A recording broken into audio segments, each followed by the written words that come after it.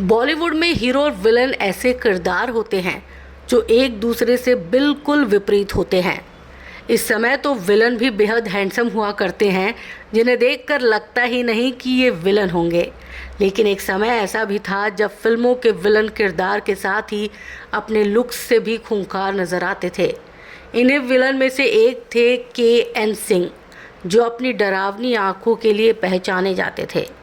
Hindi cinema के जाने माने अभिनेता कृष्ण निरंजन सिंह, जिन्हें के.एन.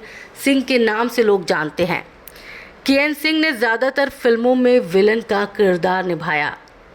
के.एन. सिंह का जन्म 1 सितंबर 1908 को देहरादून में हुआ था। उन्होंने अपने अभिनय की शुरुआत नायक के रूप में की थी। उनकी पहली फिल्म सुनहरा संसार थी, जो 1936 में रिलीज़ हुई। इस फिल्म में उन्होंने एक डॉक्टर की छोटी सी भूमिका निभाई थी। के.एन. सिंह ने भूमिका भले ही हमेशा विलन की निभाई, लेकिन उनकी सोच किसी हीरो से कम नहीं थी। वो अपने ज़माने के बेहतरीन अभिनेता थे, लेकिन वो अगली पीढ़ी को बढ़ावा देना भी जानते थे।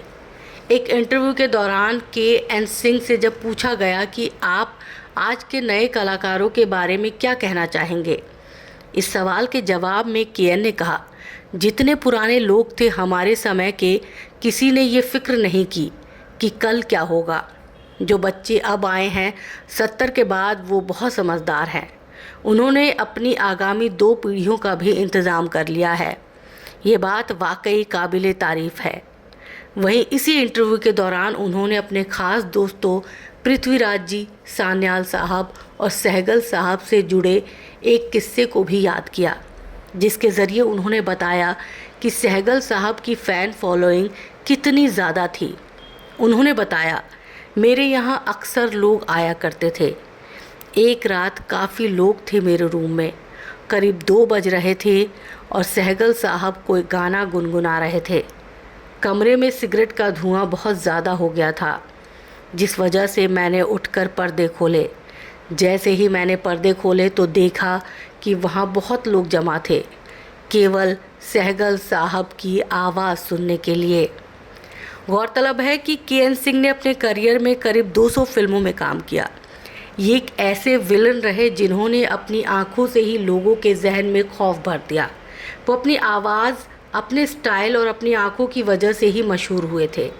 उन्होंने बागवान, Sikandar, Howrah bridge, in evening in Paris जैसी कई बेहतरीन फिल्मों में काम किया। के.एन. सिंह का निधन 31 जनवरी 2000 को मुंबई में हुआ। अपने अंतिम समय में उन्होंने अपने दोस्तों को और करीबियों को खूब याद किया, लेकिन उनके अंतिम समय में उनके पास कोई भी नहीं था।